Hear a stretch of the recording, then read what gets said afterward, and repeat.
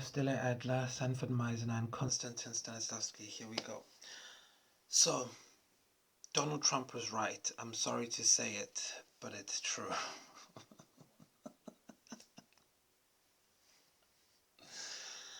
Scene. Donald Trump was right, and no. I'm sorry to say this, but Donald Trump was right.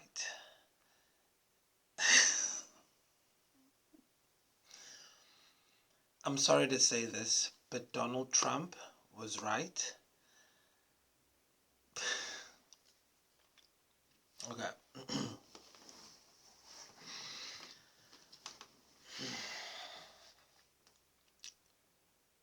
Okay. Okay, Adler, let's do this. Oh. I'm sorry to say this, but Donald Trump was right. Africa is full of shithole countries. And the thing that people don't want to talk about is why he would say something like that. All everyone wants to do is complain and say, how could he say something like that? But take it from somebody living in Africa, he was right. It is a shithole. And I know why, and I have the receipts to tell you why.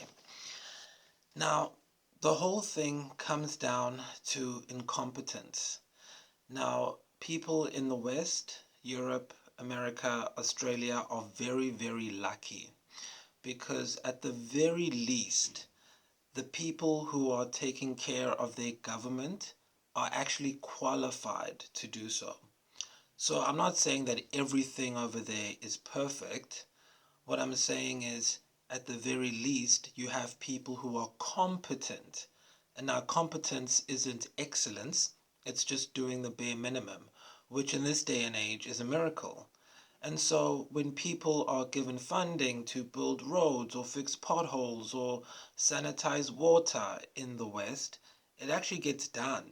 Might not be done perfectly, and I'm not saying people there shouldn't want more, but at least it gets done to a point where you know it's safe to open up your taps and you're not going to die from cholera. Or, you can hook up your kid to a ventilation machine and the electricity is not going to fail, therefore killing your child. Stuff like that doesn't happen over there. But in these shithole countries, it does. And so I'm sorry to say it, but Donald Trump was right. Now, where does this incompetence come from? Like, everyone's always like, oh, these black people don't know what they're doing. But nobody ever wants to think historically about how those people came into power. Because it's not like, in South Africa we had apartheid. It's not like the apartheid government said, hey, let's go find the best black people to take these positions. No, they went and found a group of thugs and said, you guys get the country. And so now we're living with the effects of people who are incompetent. It's actually like this scene I was watching in this movie called Dudley Do Right, starring Brendan Fraser and Sarah Jessica Parker. And there's this scene where the bad guy gets all his criminals together and he's like, okay, well, we're taking over the town now, and I need somebody to become a doctor. I need somebody to become a lawyer. And he just picks his criminal gang to do it. And that's basically what happens in Africa. People who are qualified to do jobs that are black do not get the jobs. The jobs are given to friends, family members, people who basically are just there to maintain the status quo, the power, hierarchy, whatever. If you don't have a famous name or surname, then you've got nothing in South Africa at least. And I'm not just making this up, it's not my opinion. It's all over reports from the Corruption Perception Index all the way to Business Tech, IOL News, the Sowetan. They've all done articles revealing all of this, and I'm going to be, speaking from those articles. Everything I'm saying is from published media sources, not from my mind or my opinion. Where it is my opinion, I will say, what it is. And so let's actually go into this. So, what do we have when we have incompetence? Well, we have a failed state, which we can also call a shithole. And then people want to escape from that state. That's just a logical, sequence of events. So essentially, a lot of African countries, I'm focusing on South Africa in particular, um, a lot of African countries, my country, is basically run by a mafia. So, like I said, if you're not in the family, then you're fucked, you're screwed. There's nothing you can do about it. But there are also different things that happen because of this, that a lot of people will go on TV and act dumb, and they'll be like, I have no idea why people are rioting in the streets. I have no idea why people are angry. Maybe it's because they don't have basic services that are conducive to normal, healthy thinking and behavior. So, of course, they're gonna burn buildings down and, all kinds of hysterical behavior because it's induced by the environment they're living in. And, it's not really surprising because the media is probably paid off by the very people who are running the country. So who cares? That's not the point why we're here. We're here to explain why Donald Trump was right in this case. So,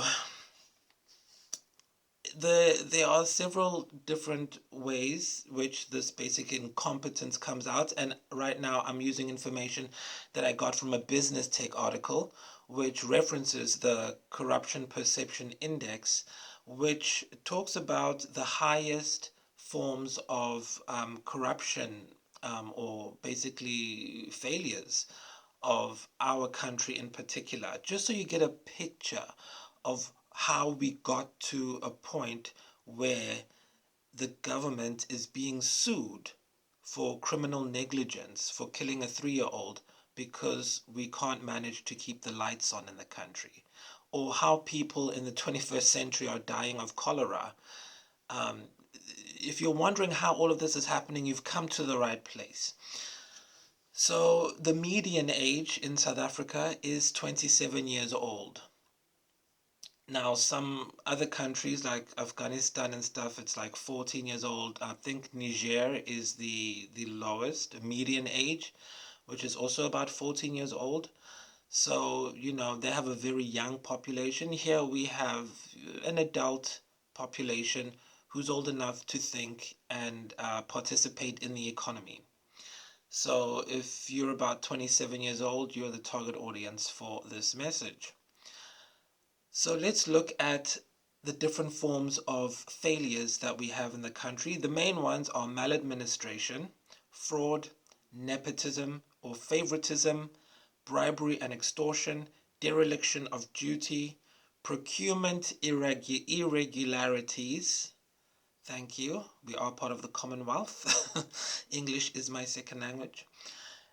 7, abuse of authority, and 8, employment corruption. And now, according to the research that I quickly looked over, the bulk of all of this corruption comes from the government or public sector. So, all of the role models that we have in the country are responsible for most of the shitholeriness that's going on.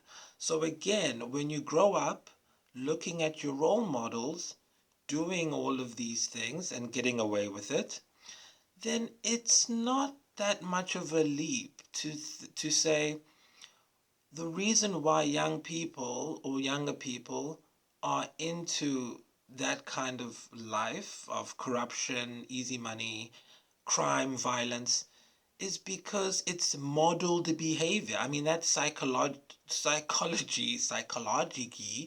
that's psychology 101. Modeled behavior is repeated by children. It's called emulation. Read a psychology book. It's not that hard. If I can do it, you can do it too. And the number one thing that you're not supposed to do in psychology as well, literally first year psych, do not reward bad behavior. Okay? Pavlov and his dog, that experiment? very, very basic psychology stuff that even I know. And so when you see all of this bad behavior being rewarded, well, then it makes sense. When you read my research, which you can find on Google over here, where I spoke to university graduates who admitted that they have come across so much corruption in trying to find a job. They've come up against so much nepotism that they are now willing to steal for money. One person said they wanted to hijack cars. They thought about hijacking cars. This is a university graduate who wants to hijack cars because they couldn't get a job. Why? Because of the corruption surrounding getting the jobs. It wasn't about your qualification, it was about who you knew or if you could bribe someone to get in. But we'll get into that with some examples. So, how do we get this corruption? Well, let's look at the biggest, district in South Africa, Johannesburg. That had the highest rate of corruption. And then second was KZN, and third was the Free State, fourth was Mpumalanga. So these are huge hubs of commerce, and there are a lot of young people there who are unemployed. And so when we see riots break out in these places, why is no one making the connection to say, oh, the cities with the highest rates of corruption are also the places where everybody's burning stuff down, and including bodies in the street? So maybe for national security purposes, we should address this corruption issue so that when we have a happy community, we have happy people who aren't burning each other in the streets and making the rest of our lives miserable. But no, people go on the state-sponsored television networks and say, we had no idea that was going to happen. Who would have thunk it? Well, I thunk it because I predicted it in this paper. Written years before there was a riot and years before we got to this point. But hey, what do I know? I don't have a special surname, so no one's gonna listen to me. So let's go and have a look at the feeling or the emotion behind all of this stuff. So we have incompetence, okay? Why are people incompetent? They're incompetent because they feel entitled. Why do they feel entitled? Because they justify their failures. And then you're like, well, how can you justify your failures and feel entitled? Well, in South Africa, we had something called apartheid, where for 48 years officially, we had a huge disparity between, let's just call it what it is instead of using political language. Racist white people were oppressing black people, and we couldn't do anything for 48 years. But in reality, it's more like 300 years since the arrival of the Netherlands people, whatever. Go read a history book. I don't want to go into it. It's boring. But essentially, people use that as a justification to say, well, I don't need to be qualified because my great great grandparents weren't allowed to move past a menial labor position. Because in 1911, I think, we had the Color Bar Act, which said every single black person cannot be a manager. So then you had white people who were unqualified being managers of black people who were more qualified, but because they couldn't go up in the ranks, the black people would have to teach the white people the job, and they were earning more money. And so now, 100 years later, the black people are like, well, now it's my turn to get the money. Is it right? Is it wrong? I'm just saying how people are thinking. That's my job. So people feel entitled to say, I don't need to know what the job is. I don't need to know how to run a city. I just deserve the job because it's justice. That's the entitlement. And then we have that reinforced by our role models. For example, the mayor of Johannesburg has a 10th grade education, according to media reports. And you know how, like, you and I need a reference letter when we go for a job? Well, the only reference letter he needed was a word from his mom. If you watched Carte Blanche episode 7, an interview is done with the dude's boss where they like, did you have any references for the guy? And the boss is like, yeah, I talked to his mom, and his mom said he used to ask all the right questions when he was a kid, so we let him be the mayor of Joburg. Just become a mayor because your mom said so. Meanwhile, the rest of us, can't even buy food at Woolworths with the Woolworths card without handing over 2 reference letters and a freaking college degree. So yes, Donald Trump, this is a shithole. You're 100% correct. 100%. So, these are our role models, guys. Don't go to school, don't go to college. Just, I don't know, scam your... Let's not say scam. Just, use one of these techniques that are called corruption. And then this now emboldens these people and gives them a moral superiority. I was reading a tweet by someone in one of these positions, and they were complaining about cyberbullying. And someone commented under that, how can you say people are cyberbullying you when you aren't providing services to the people who elected you? And then you complain of cyberbullying? And the person was, pretty much saying that don't be surprised if things happen from the working class, proletariat, the populist people, because they're angry. And, you know, it's it's an interesting thing that I read. I'm not saying it. That's what the people are saying. I just do research and then I tell y'all so that you don't come crying to me and say, oh, we didn't know this was going to happen. Now you know.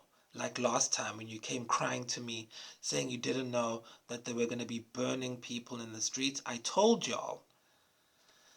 So there's the moral superiority that these people have, where they see themselves as victims, that we should be happy for them, or at the very least, we should be joining them. And this is where we come into these things I want to talk about very quickly, where you end up being put in a position to compromise yourself, and actually, it's encouraged to be part of the problem instead of being part of the solution. I mean, if you become a whistleblower in this country, you get murked, you get unalived. Apparently, 62% of people online are self-censoring themselves. That's a whole nother episode, because I should just be able to say the word I want to say, which is you get killed. But, by being politically correct and saying you get unalived or murked, I'm really downgrading the urgency of what's happening. And that's how, platforms like this really keep this kind of behavior perpetuated, because there's no urgency. It's like, nope, you can't say that or you get demonetized and the algorithm shoves you down, which is complete BS. Meanwhile, we are getting killed in the country. So let's talk about maladministration. I'm going to go through each of these just to give an example of what we deal with on a daily basis. And then at the end, you'll realize why black people are so angry, and also why things happen here that are happening here. And then hopefully the goal is for those people who always say, oh, why don't these black people just vote for someone else? Why don't they just think? Why don't they just use their brains and stop voting for these people? Hopefully, the people who speak like that will be able to understand that it's not very easy when every single where you turn, you are confronted with hordes of corruption. And unless you're a rich black man or woman, you will not see a cent of the Rainbow Nation of the millions of rands of COVID relief, of any fund, nothing. You'll see nothing. You'll still be in the streets. And the only fun you can do is make babies, because what else are you gonna do? So, or maybe take drugs or sell them, or because what else are you gonna do? All your role models are useless, so you might as well be useless too. This is not what I'm saying. This is the internal dialogue that people are having. And I know because I asked them and they told me. So let's look at maladministration. So maladministration is when an administration, an actual government body, department, fails at doing their work. Weird, right? All these kids going to study political science and they come out, they're jobless. According to The Guardian, we have a 75% youth unemployment rate in the country. People are jobless, they have the qualifications, but no, we won't give it to them. We'll give it to cronies who will then maladminister the city. So, a story I got from one of the papers is that the city of Johannesburg was found guilty of maladministration by the prosecutor. And what they had done was there were these two young business people, and they owned a building, a condo, a flat, apartment building, and there were illegal squatters in that building. So naturally, they went to the city to cut the power and utilities to the building, and the city refused. Now, was there something else going on? They were found it was maladministration. So they didn't know how. They didn't know what to do, how to fill in the forms, to put into motion the process of cutting the utilities to that building. It just wasn't done. And I mean, it's not just this case. Many times you'll phone a company, insurance company, you'll try to make a claim, they'll tell you, we don't know what you're talking about. They'll send you from here to here. You'll phone someone and ask for some documents. They'll tell you, nope, we don't have them, because they don't want to do it. So maladministration. Now, eventually, these business people wanted to sell the building. But then the city came back to them and said, sorry, you cannot sell this building because you have an outstanding utility bill with the city, which was a ridiculous amount. And now they had to pay that.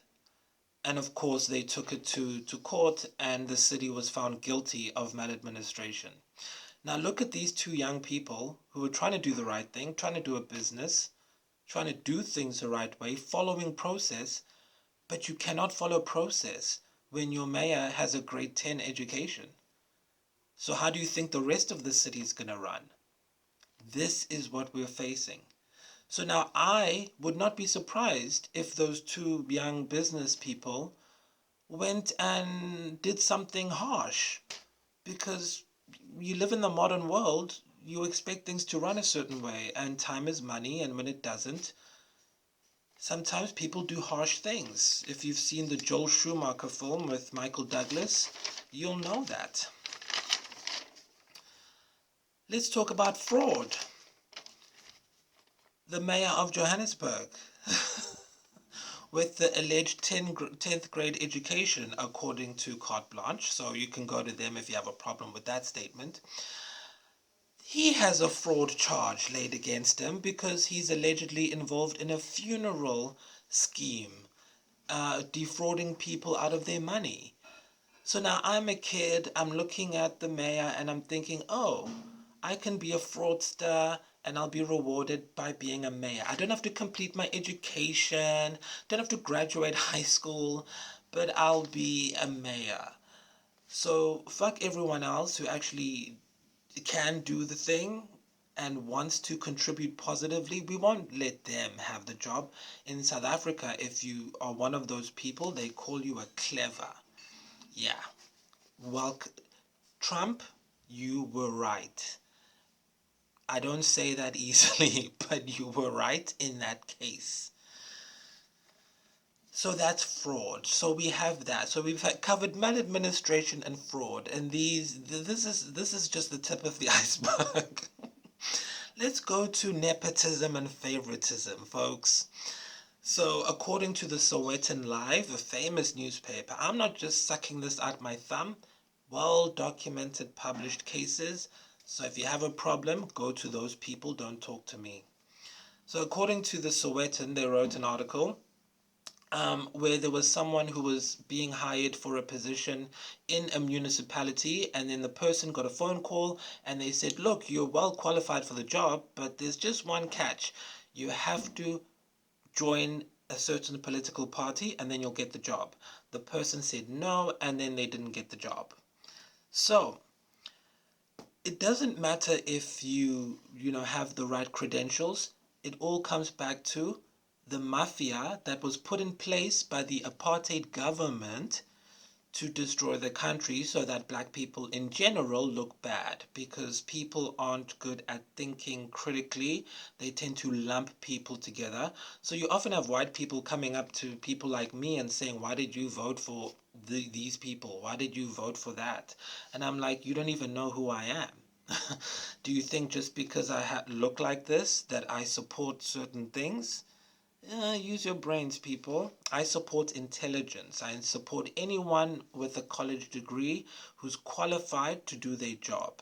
And if you don't, just be qualified to do whatever you do. I can just see he's an elitist snob in the comments now.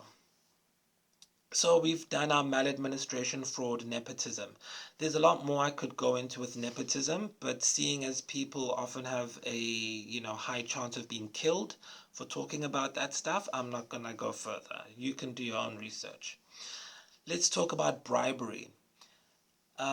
Documentary show, news journalism show, allegedly called Carte Blanche, just did a story about a bribe of 30 million rand that was offered to someone, allegedly, to keep quiet about money that was 300 million rands money that was not used to fix an underprivileged community.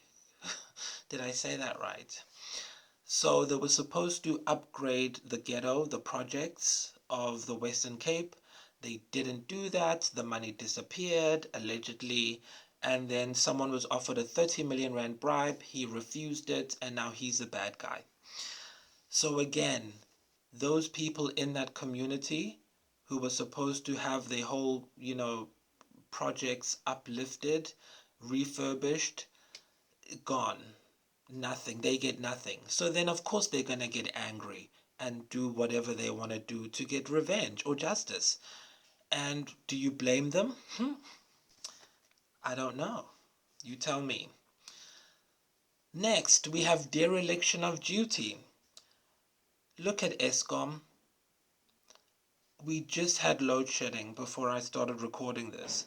When we have load shedding in South Africa, go to one of my shorts where I show you load shedding happening live. You literally see the lights go out live. That happens every single day. Some areas have it for up to 15 hours.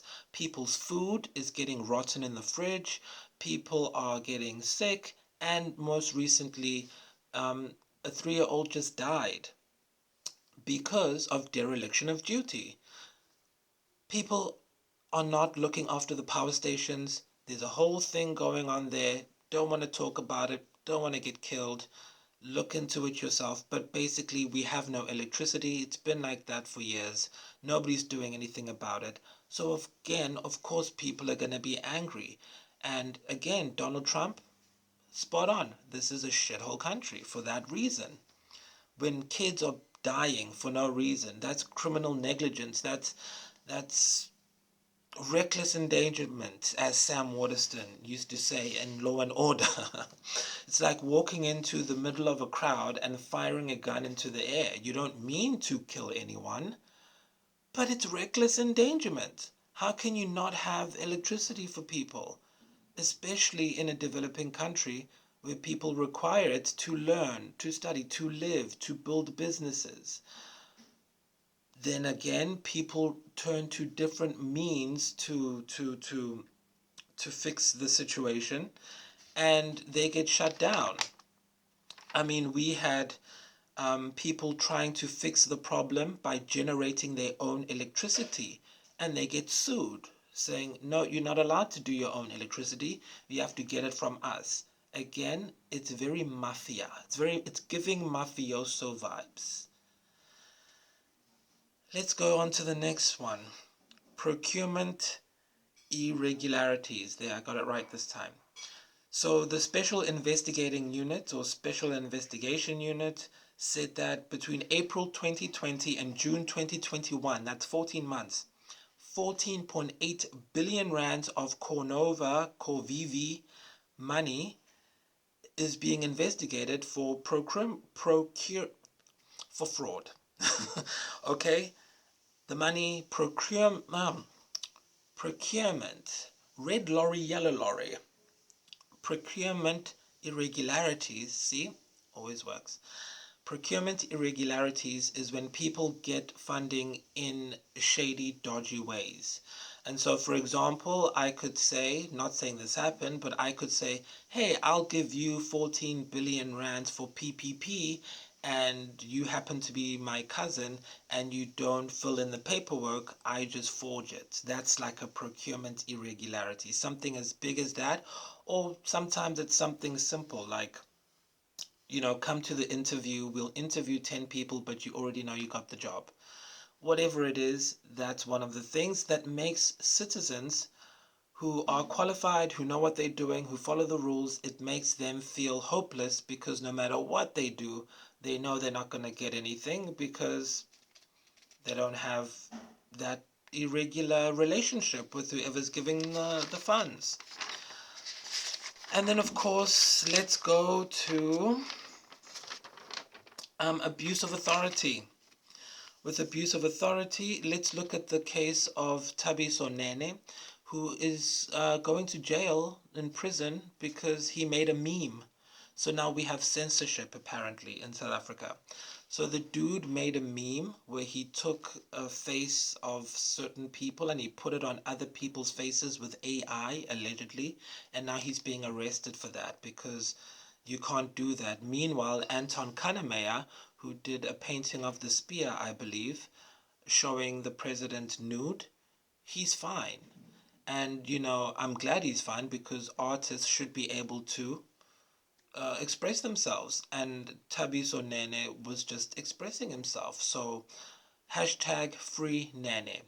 Anyone who's interested in free speech should be on this case, but in this country, no one's on the case, and nobody sees how it is a damage to our freedom of expression, because if they get someone for doing a meme in jail, what are they going to do next? Thank you, Trump. You were right. This is a shithole country. And lastly, employment corruption.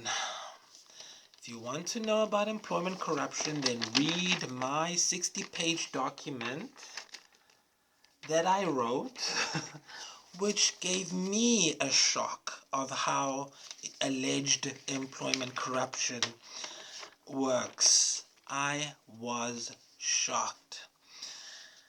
But such is life. And again, nobody did anything about any of this stuff. So now we have cholera, as you've heard, so it's no longer safe to drink the water, allegedly, in certain areas. And when people were investigating what happened there, it turned out that the people involved, allegedly, from what I read or saw, by the way, don't quote me on this, they used 93 million rands to upgrade their houses instead of fixing the water supply. So I'm sorry to say it, but Donald Trump, you were right. This is a shithole country, and that's why, people want to escape, and I don't blame them. And, it would be nice if we could work together and fix it. But all I'm doing in this video, the purpose of all of this is not to shit on anyone, or, I understand there's lots of psychological issues people have. I'm just here to tell you that the next time you see someone from Africa, with a fly on their nose and being hungry and starving, and you're like, why don't those people lift themselves up by the bootstraps? It's because there is a wave of basic incompetence that we are struggling against. And one person, 10 people, 100 people cannot do anything about it when it's systemic. It's baked into the fabric of the nation.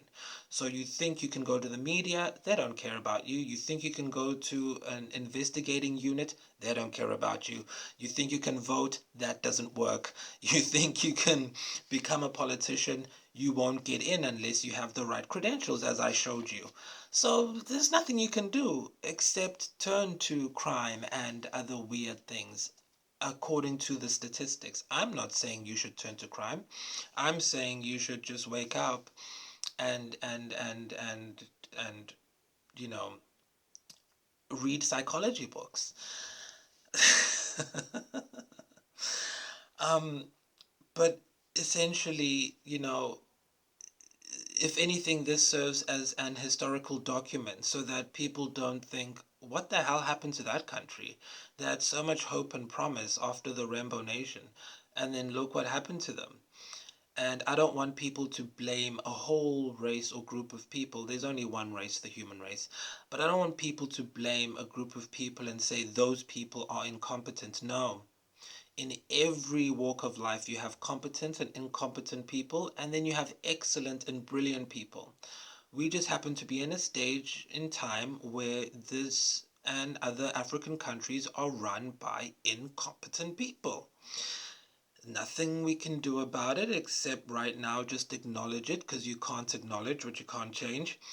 And like I said, the incompetence is really difficult to fight because it comes justified according to those people. And for them, that moral superiority that they have is not something that's easily broken. I mean, I look to France for examples of how they broke that moral superiority of people like Louis the 16th. I'm, I find that very, very interesting as a student of how they did that. And, maybe we should all be students and, study, because study is very important, because it helps you understand things. Yeah, I just think we should take a minute to acknowledge all of the good people and the people who have struggled to do the right thing. The war on the intelligent people in this country is on. They want all intelligent people to immigrate out the country so they can keep destroying it. And the more it happens,